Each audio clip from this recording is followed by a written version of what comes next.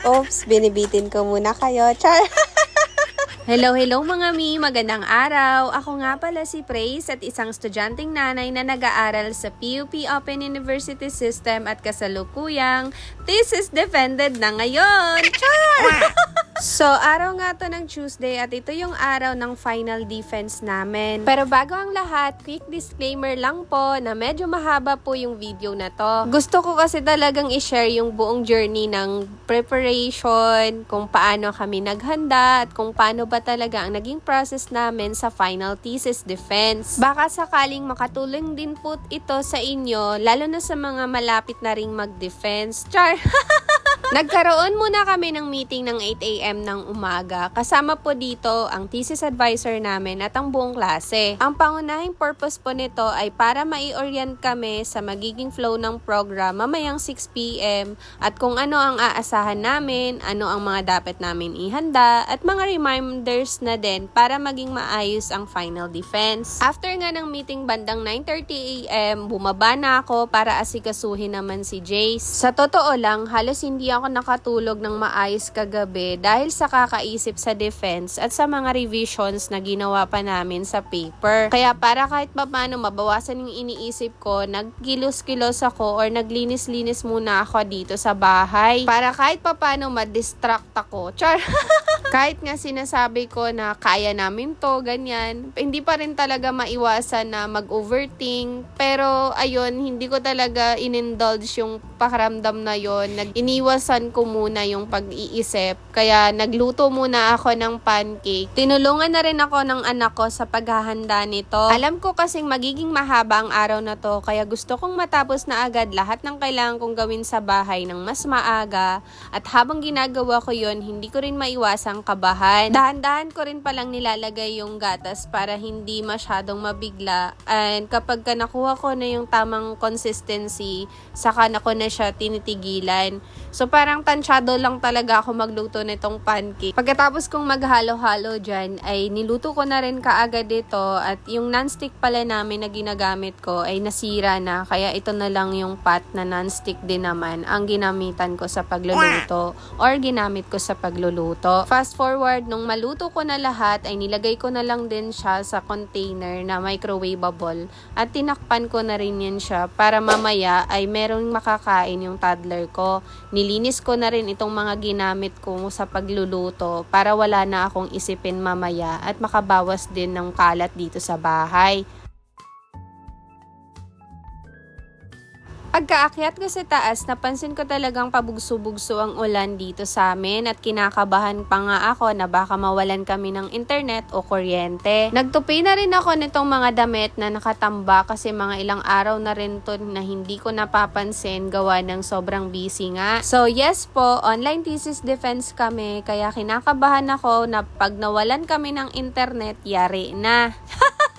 Bandang 11 a.m. naligo na ako at naghanda, tapos by 12:30 niready ko na rin yung mga gamit at susuotin ng anak ko at binihisan ko na rin siya para pumasok sa school. Hinahatid at sinusundo ko rin siya gamit yung e-bike namin at sa oras na to ay medyo tumila kahit papano yung ulan. Hindi na nga ako nagstay at iniwan ko na lang agad si Jace dyan sa teacher niya. Pagka uwi ko, pinilit kong kumain kahit halos wala talaga akong gana. Kailangan kasi kong kumain dahil wala pa akong kinakain sa araw na to. Excited din naman ako kasi ito na rin yung bunga ng halos isang taon naming pinaghirapan. Pagkatapos ko kumain, inayos ko na rin itong susuotin ko at sinusukat ko na nga lahat yan para maging komportable ako mamaya. Tapos bago ko nga sunduin yung anak ko sa daycare, ay niready ko na rin itong mga equipment ko mamaya para pag uwi ko galing sa pagsundo, ay dire-diretso na lang ako. Bandang 2:15 p.m. sinundo ko na ulit si Jace at umuulan pa nga ito, nagmamadali talaga ako and konti lang naman yung inantay ko dyan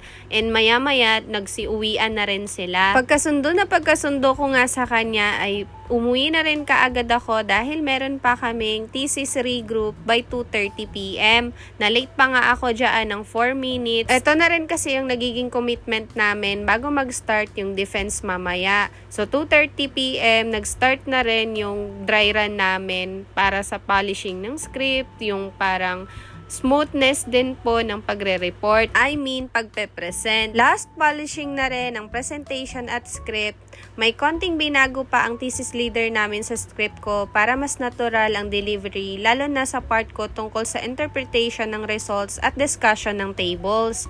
Kaya lalo akong kinakabahan dahil feeling ko doon talaga ako maraming magiging tanong yung panel. Hindi na rin nagtagal, nag-start na rin yung program. Bandang 5:55 p.m. nagsimula na rin magsipag-join ang mga kaklase ko. Nagkaroon muna ng opening prayer, introduction ng panels, at saka nagsimula ang presentations. 4 pala kaming grupo at pangatlo kaming magde-defend. Kaya bumaba muna ako para pakainin at asikasuhin yung anak ko. Iniisip ko nga since pangatlo pa nga kaming magde-defend ay asikasuhin na siya, makakain din ako, at patulugin din siya para mamaya hindi na ako aligaga. Pero hindi talaga siya nakatulog. Siguro dahil ramdam niya na may importante akong ginagawa kaya ayaw niyang matulog. Kaya nagkukulit-kulit lang talaga siya. And ang ginawa ko since pa-start na rin naman yung program ay pinababa ko na lang siya para wala na nga akong intindihin since nandun naman din yung tito niya sa baba. Bandang 8:20 kasama ko pa rin yung mga kagrupo ko. And nandito lang kami sa isang meeting link para kahit papaano mabawasan yung namin kaba. And nag-uusap-usap lang talaga kami ng random stuff.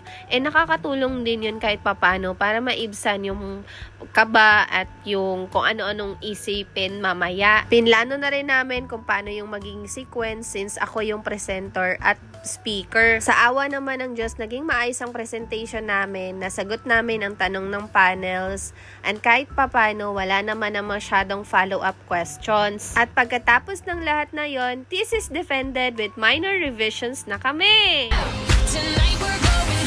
Habang iniisip ko nga lahat ng nangyari, napapangiti na lang ako kasi imagine sa 29 years kong nabuhay, 29 years old na kasi ako ngayon at isa ito sa pinakamalaking milestone sa buhay ko.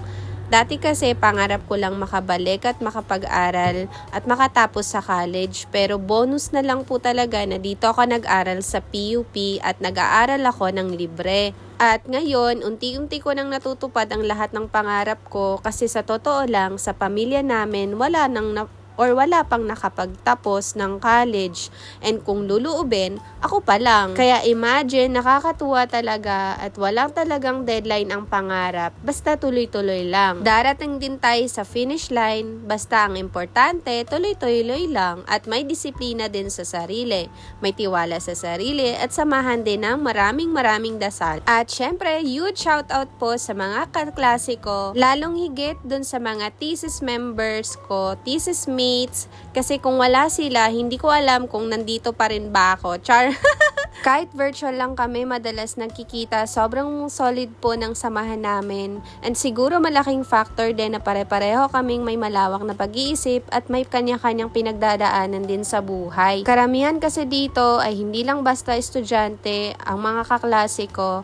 Karamihan sa kanila ay manager, supervisor at nagtatrabaho sa mga kilalang kumpanya dito sa Pilipinas. Pero pinili pa rin nilang bumalik sa pag-aaral para matupad ang mga pangarap nila sa buhay. Lalong higit yung makapagtapos ng pag-aaral. Thank you sa lahat ng tulong, support at sasamahan natin hanggang dulo. So ayun lang. Thank you for watching, guys.